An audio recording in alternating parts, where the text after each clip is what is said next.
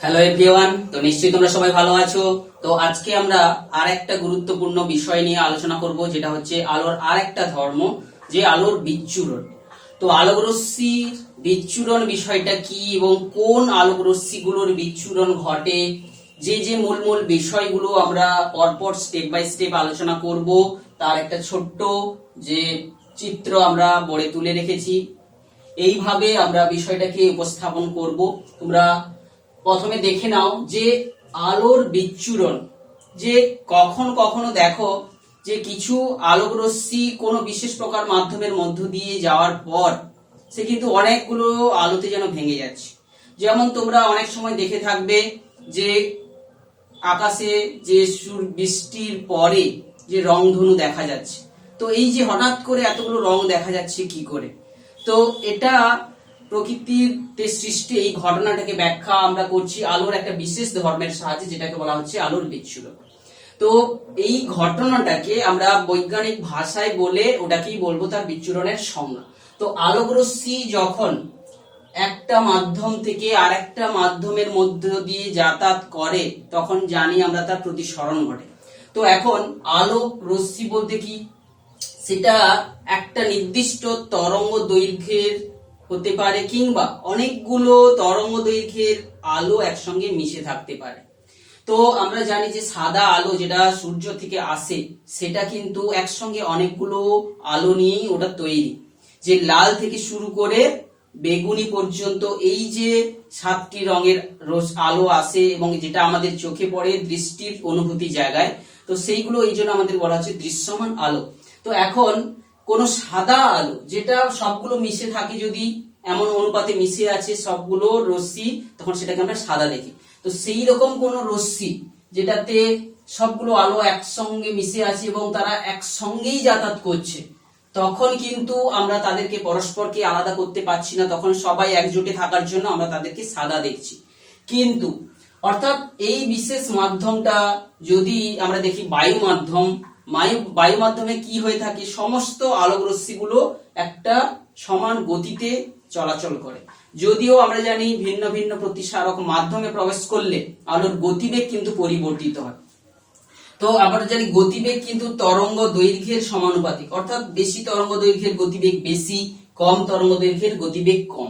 অর্থাৎ যে সমস্ত আলোক রশ্মি গুচ্ছগুলো বায়ুর মধ্য দিয়ে একই সঙ্গে সমান গতিতে যাচ্ছিল, তারা যদি অন্য কোনো মাধ্যম হঠাৎ তাদের সামনে পেয়ে যায়, অন্য কোনো আলোকীয় মাধ্যম, যেমন আমরা জানি জল একটা আলোকীয় মাধ্যম, তো জলটাই বিশেষ করে আমাদের পাওয়ার সম্ভাবনাটা পরিবেশে বেশি।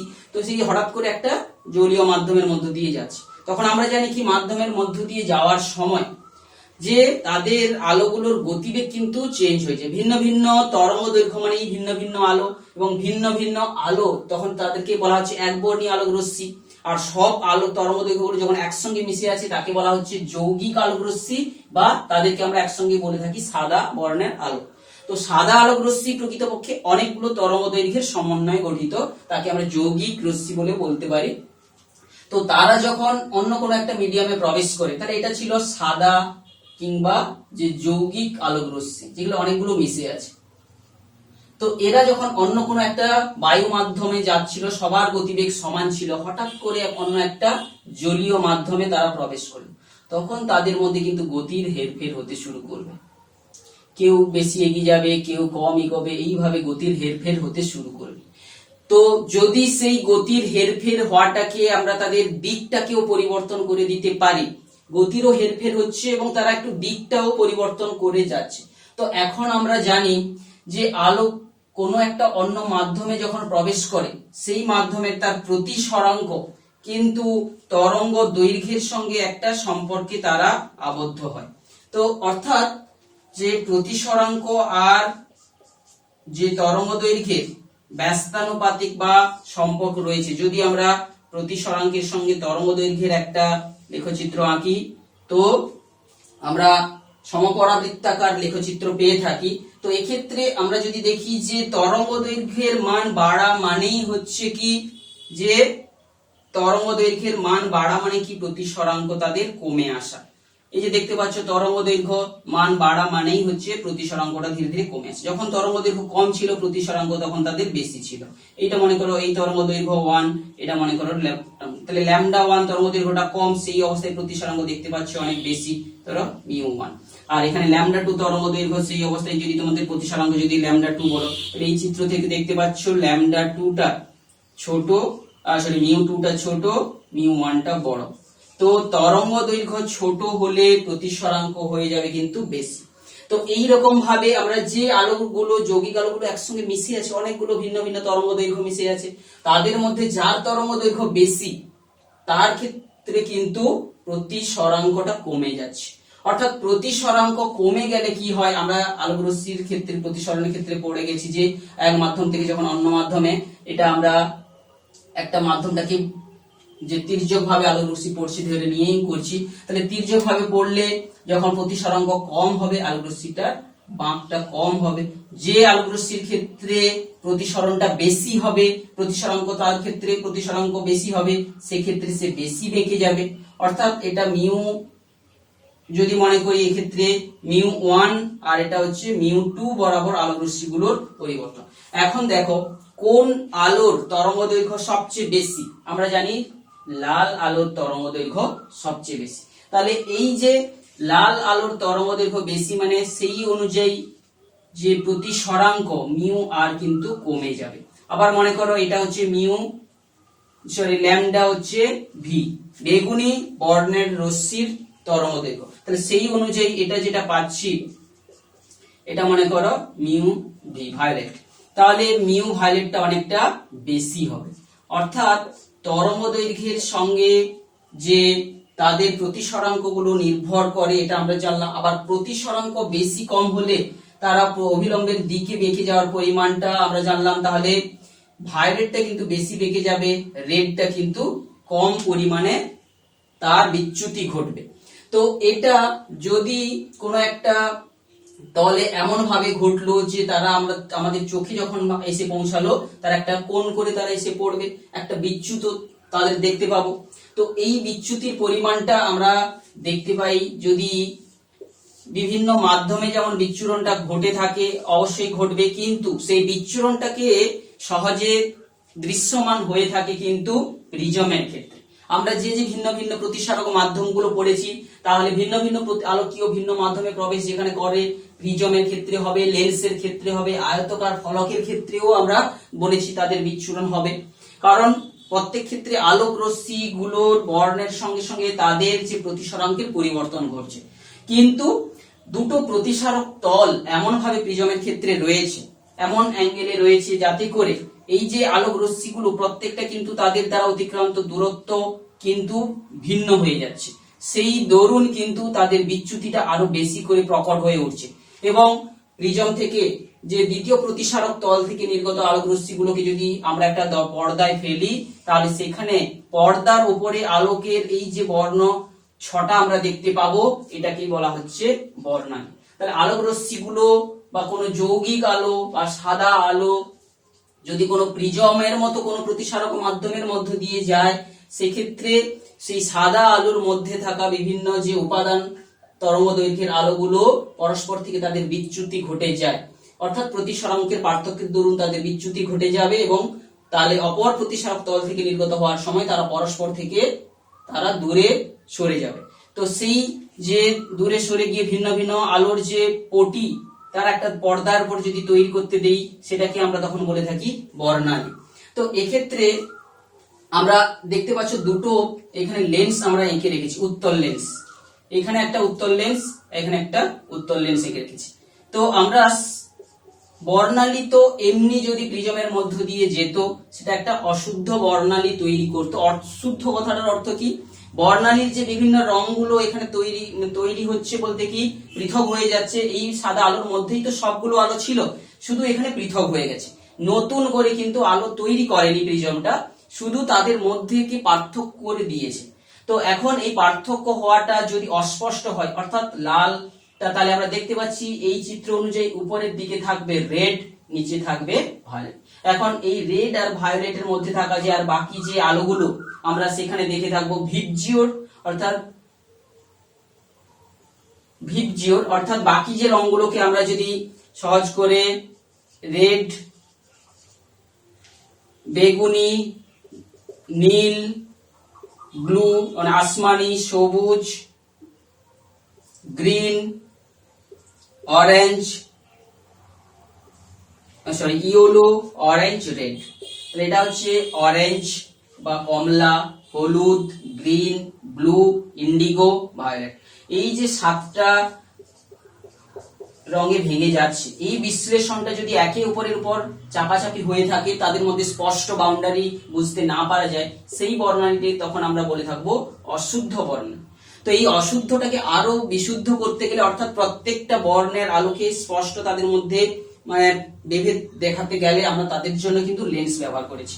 তো প্রথম যে প্রতিসারক মাধ্যমে আলো পড়ার আগে একটা লেন্স ব্যবহার করছি, সেই লেন্সের ফোকাসে যদি আমরা একটা আলোর উৎসকে রাখি, সেখান থেকে জানি যে প্রতিসৃত হওয়ার পর সব সমান্তরাল আলোর রশ্মিতে পরিণত হয়ে গিয়ে এই তলে বিভিন্ন কোণে পড়লো, এবং তারপরে তারা প্রতিসৃত হওয়ার পর যখন যে এখানটায় প্রতিসৃত হয়ে গিয়ে এখান থেকে নির্গত হওয়ার সময় আবার একটা যদি ফোকাস দৈর্ঘ্যের লেন্স ব্যবহার করে থাকি, তো সেক্ষেত্রে আমরা বিভিন্ন বর্ণের আলোগুলোর দুটো স্পষ্ট যে ফোকাস বিন্দু তৈরি হবে পর্দার উপর, সেই দুটো ফোকাসের মধ্যে আমরা একটা জায়গায় লাল, একটা জায়গায় বেগুনি বর্ণের আলোক রশ্মিকে আমরা পেয়ে থাকবো, তখন সেটা হবে কিন্তু শুদ্ধ বর্ণালী।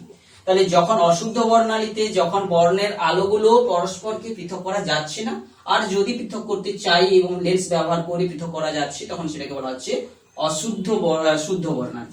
তো এক্ষেত্রে এই যে বর্ণালী গঠনের কারণগুলো আমরা এখানে স্পষ্ট করে নিশ্চয়ই বুঝলে, যে তরঙ্গ দৈর্ঘ্যের সঙ্গে গতিবেগের সম্পর্ক কিংবা তরঙ্গ দৈর্ঘ্যের সঙ্গে প্রতিসরাঙ্কের সম্পর্কের দরুনই কিন্তু এই যে বিচ্ছুরণটা সংঘটিত হচ্ছে। তো এখন এই বর্ণালীকে আমরা ভাগ করলাম শ্রেণীবিভাগ। এই যে বর্ণালী আমরা প্রকৃতিতে কিন্তু দেখে থাকি, যেটা বলছিলাম রংধনু। তো রংধনুটা কোন পজিশনে দেখা যায় তোমরা বারবার তো দেখেছো, সূর্যটা কিন্তু যেদিকে থাকবে তার বিপরীত দিকে কিন্তু রংধনু দেখা যাবে, অর্থাৎ আলোক রশ্মিগুলো যে বায়ু মাধ্যম থেকে এসে এটা তৈরি করে, কিন্তু যেদিন বৃষ্টি হয়ে যাবে বা বৃষ্টি কোথাও হয়ে গেছে তার পরেই দেখা যাবে। তো বৃষ্টি হয়ে গেলেই বায়ুতে চলে আসছে জলীয় মাধ্যম, অর্থাৎ জলীয় বাষ্প বা জল বিন্দুর যে কণাগুলো তৈরি হয়ে যাচ্ছে। তো এখন চলে আসছে ওই রংধনুর সৃষ্টির যে আমরা একটু প্রক্রিয়াটা আমরা উল্লেখ করতে চাইছি, রংধনুটা কিভাবে তৈরি হচ্ছে।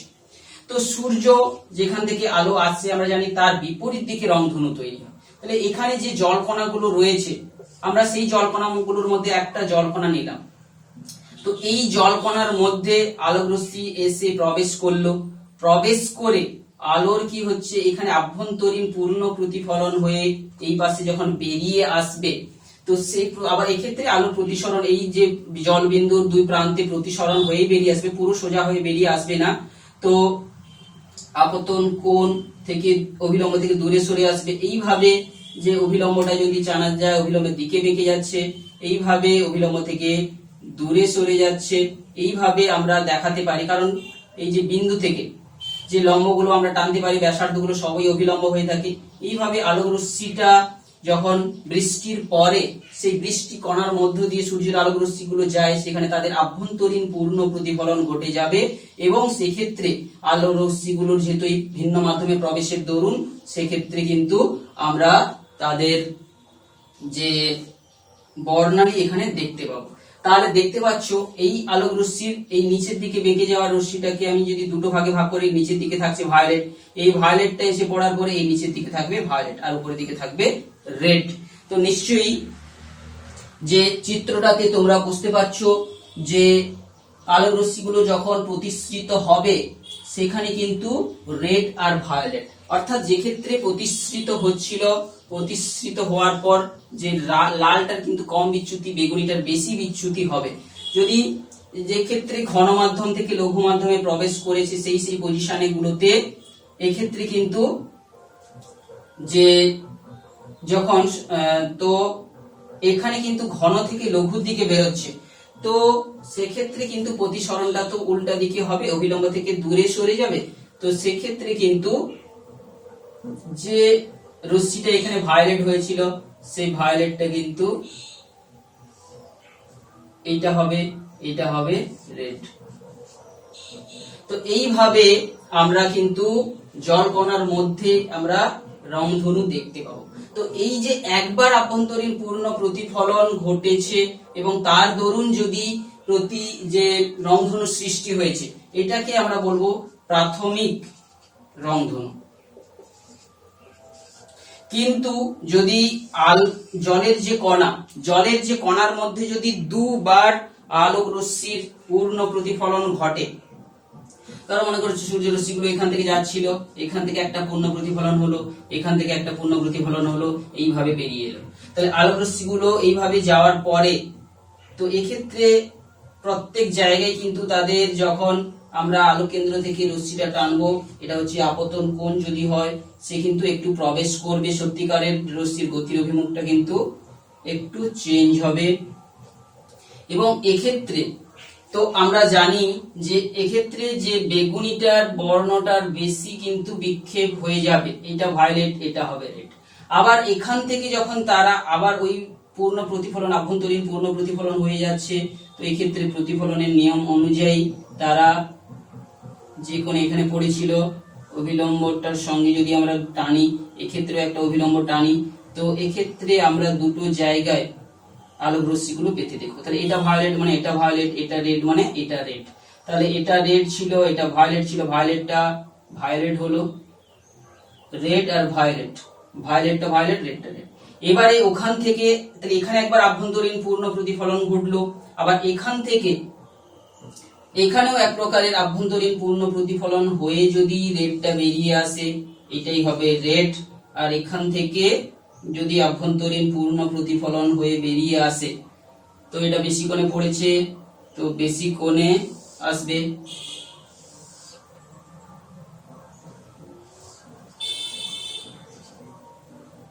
তো এইভাবে এটা কিন্তু তাদের যে দ্বিতীয় প্রকার যে আভ্যন্তরীণ পূর্ণ প্রতিফলনের দরুন যদি সৃষ্টি হয়ে থাকে, তো এক্ষেত্রে এটাকে আমরা যে প্রাথমিক রংধনু না বলে এটাকে বলবো সেকেন্ডারি বা গৌণ রংধনু, যেটাকে আমরা বলতে পারি। এটা হচ্ছে সেকেন্ডারি যে রেনবো।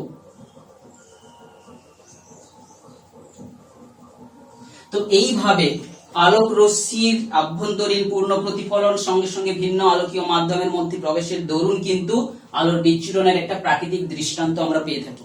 তো এখন এই যে আলোর বিচ্ছুরণ তো আমরা জানি প্রিজমের মধ্যে হয়, লেন্সের মধ্যে হয়, তার জন্য সমস্যা তৈরি করে লেন্সের যে ক্রোমাটিক অ্যাবারেশন, অর্থাৎ একটা লেন্সের মধ্যে দিয়ে আলোক রশ্মি যাওয়ার পরে সমান্তরাল আলোকগুলো একটা বিন্দুতে না মিলিত হয়ে তারা কিন্তু প্রত্যেকটা বর্ণ, এই যে সাদা আলোর মধ্যে যে বর্ণগুলো থাকছে তারা প্রত্যেকের কিন্তু প্রকাশ দৈর্ঘ্য আলাদা আলাদা হবে। তো একটা এরিয়ার মধ্যে এখানে আমরা রঙের ছটা সহ যে ফোকাসটা দেখতে পাই, একটা বড় বিন্দু, এইটা হচ্ছে ক্রোমাটিক অ্যাবারেশন।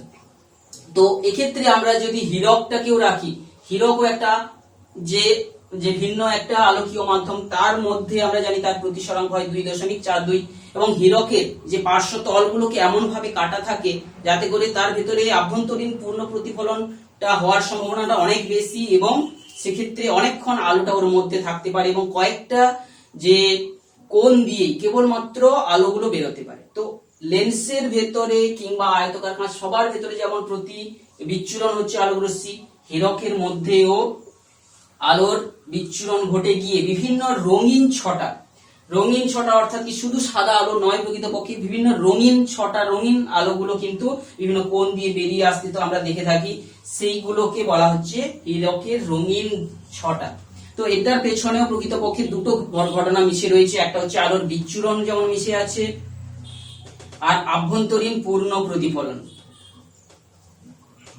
সেই দুটো ঘটনার সমন্বয়ে কিন্তু তৈরি হচ্ছে রঙিন ছটা, অর্থাৎ একদিকে আলোক রশ্মি কোন একটা প্রবেশ করার পর তার বারবার আভ্যন্তরীণ পূর্ণ প্রতিফলন ঘটছে, সঙ্গে সঙ্গে এদের ডিসপারশন বা বিচ্ছুরণ তো হয়েই থাকছে, সেই রঙিন আলোটা কিন্তু ঘুরতে ঘুরতে যেই রঙিন আলোটা বেরোতে সুযোগ পাচ্ছে সে বেরিয়ে যাচ্ছে। এইভাবে যে রঙিন ছটা সহ আলোর বিচ্ছুরণটাও আমরা হীরকের মধ্যে দেখতে থাকি। তো এই রকম ভাবে আমরা বিভিন্ন প্রকার বিচ্ছুরণ সম্পর্কিত যে তথ্যগুলো আমরা জানলাম, সেই সঙ্গে আলোর কথাটা যেটা বলতে গিয়ে আমরা বলেছিলাম আলো মানেই কিন্তু এক একটা নির্দিষ্ট তরঙ্গ দৈর্ঘ্য মানেই এক একটা আলো, আবার এক একটা আলোকে তরঙ্গ দৈর্ঘ্য না বলে বিশেষ করে এক একটা কম্পাঙ্ক মানেই এক একটা আলো। তো এখন আমরা লাল থেকে শুরু করে যে বেগুনি প্রত্যেকটা আলোর তরঙ্গ দৈর্ঘ্য আমরা আমাদের জানবো, যে আমাদের জানি 380 ন্যানোমিটারটাই হচ্ছে বেগুনির তরঙ্গ দৈর্ঘ্য, আর প্রায় 700 ন্যানোমিটারটা হচ্ছে কিন্তু লালের তরঙ্গ দৈর্ঘ্য। তো এই যে তরঙ্গ দৈর্ঘ্য, তাহলে প্রত্যেকটা রং মানে কিন্তু প্রত্যেকটা তরঙ্গ দৈর্ঘ্য, সেই একটা কম্পাঙ্ক বা একটা তরঙ্গ দৈর্ঘ্য বিশিষ্ট আলোটাকে বলা হয় একবর্ণী আলোক রশ্মি। তো প্রকৃতপক্ষে কোনো একটা পরমাণুর যখন উত্তেজিত কক্ষপথ থেকে ইলেকট্রনগুলো জাম্প করে সেই অবস্থায় মাত্র যে একটা মাত্র নির্দিষ্ট কম্পাঙ্ক যুক্ত আলোই নির্গত হয়। তো সেই সমস্ত আলোগুলোই হচ্ছে একবর্ণী আলোক রশ্মি। তো আমরা যদি সোডিয়াম ভেপার ল্যাম্প নিয়ে তার সেখান থেকে আলো পেয়ে থাকি, আমরা জানি যে সেখান থেকে হলুদ বর্ণের একবর্ণী রশ্মিটা সাধারণত পেয়ে থাকি, যেটাকে নিয়ে পরীক্ষাগারে আলোকীয় যন্ত্রে পরীক্ষা করার সময় সেটা ব্যবহার করা হয়ে থাকে। তো এখন আলোক যে রশ্মিগুলোর পর যেগুলো একসঙ্গে যদি অনেকগুলো মিশে থাকে তাকে বলা হচ্ছে যৌগিক আলোক রশ্মি, অনেকগুলো নিয়ে গঠিত, অনেকগুলো তরঙ্গ দৈর্ঘ্য তার মধ্যে আছে। এবার আরেকটা বিশেষ প্রকার রঙের কথা আমরা জানবো, বর্ণের কথা জানবো, মৌলিক বর্ণ। কতগুলো নির্দিষ্ট রঙের বর্ণ যেগুলো রয়েছে যাদেরকে প্রাথমিক বর্ণ বলেও বলে থাকি, যার যেমন রেড, গ্রিন আর ব্লু। তোমরা আরজিবি লাইটের কথা শুনেছো, যে আরজিবি অর্থাৎ রেড, গ্রিন, ব্লু লাইট, এই 3 প্রকারের আলোকে কিন্তু যে কোনো অনুপাতে মিশিয়ে আমরা যে কোনো বর্ণ তৈরি করতে পারি। বোঝা গেল? যে কোনো বর্ণ আমরা তৈরি করে ফেলতে পারি, সেই জন্য এইগুলোকে বলা হচ্ছে মৌলিক বা প্রাথমিক বর্ণ। তার সঙ্গে সঙ্গে আরেক প্রকারের বর্ণের কথা আমরা জানবো, যে পরিপূরক বর্ণ। এখন যে দুটো বর্ণকে মেশালে, দুটো বর্ণ মনে করো একটা এক্স আর ওয়াই মিলে যদি সাদা তৈরি করে, তো এই দুটোকে বলা হয় পরস্পরের পরিপূরক বর্ণ। যেমন ধরো নীল আর হলুদ, তোমরা সাদা জামা তোমরা ধোয়ার পরে দেখবে একটা হলুদাভ ভাব চলে আসে, তো এই হলুদাভ ভাবটাকে সঙ্গে নীল বা উজালা যখন তোমরা দিয়ে দেবে তখন পুরো উজ্জ্বল সাদা দেখাবে। তো নীল আর সাদা, নীল আর হলুদ, এরা কিন্তু দুটো পরস্পর হচ্ছে পরিপূরক বর্ণ, এরা মিলিত হয়ে সাদা তৈরি করবে। তো এই হচ্ছে ভিন্ন ভিন্ন প্রকারের যে বর্ণ বা আলো সম্পর্কে আমরা জানলাম। এখন সাদা আলোর মধ্যে আমরা জানলাম ভিন্ন ভিন্ন রঙের আলো মিশে রয়েছে। তো বিভিন্ন সময় আমরা যদি প্রশ্নগুলো এখান থেকে আলোচনা করি, যে বিভিন্ন প্রকার প্রশ্নগুলো তোমাদের পড়ে পরীক্ষায়, যে কোন যে পাতাকে সবুজ দেখায় কেন, গাছের পাতা সবুজ দেখাচ্ছে কেন, কোন লাল বর্ণের বস্তুকে লাল দেখাচ্ছে কারণ কি, যে ওই বস্তুটার উপর যখন সাদা আলো পড়ছে, সাদা আলোর মধ্যে সবগুলো আলোক রশ্মির মধ্যে লাল আলোটাকে কেবলমাত্র প্রতিফলিত করছে, বাকিটাকে শোষণ করে নিচ্ছে, তো সেই জন্যই কিন্তু লাল দেখাচ্ছে। তো এখন তোমরা যদি কোনো একটা লাল বর্ণের আলোকে বা লাল বর্ণের বস্তুকে নিয়ে তোমরা ধরো কোনো জায়গায় নীল বর্ণের আলোর ভেতরে তোমরা নিয়ে গেলে, তোমরা সেই বস্তুটাকে কিন্তু কালো দেখবে, কারণ ওই যে নীল বর্ণের আলো ওই লাল বর্ণের বস্তুটার উপর পড়েছিল, সেই লাল কি করেছে, নীল বর্ণের আলোটাকে শোষণ করে নিয়েছে। কোনো কিছু আলো যেখান থেকে প্রতিফলিত হয় না সেটাকে আমরা কালো দেখে থাকি। তো এইভাবে আমরা লাল বর্ণের আলোকে নিয়ে নীল বর্ণের আলোর কোনো ঘরে ঢুকলে সেখানে কালো দেখতে পাবো। এই সমস্ত টাইপের যে বিভিন্ন প্রশ্নগুলো, কিংবা কোনো বস্তুকে আমরা কালো দেখি কেন, যে সেই বস্তুটা থেকে কোনো আলোই প্রতিফলিত হচ্ছে না।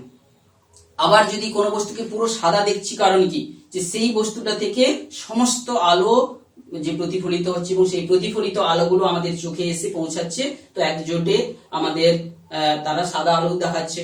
তো এইরকম ভাবে আমরা বিভিন্ন বর্ণের পার্থক্যগুলো কোনো বস্তুর করে থাকি, তার কারণগুলো এইটা। তো আজকের বিষয়টা একটু যে সংক্ষিপ্ত আকারে আলোচনা করলাম, তোমরা বইটা পড়ার পরে কিন্তু বিভিন্ন প্রশ্নগুলো দেখবে, তাহলে খুব বিষয়টা সহজ হবে।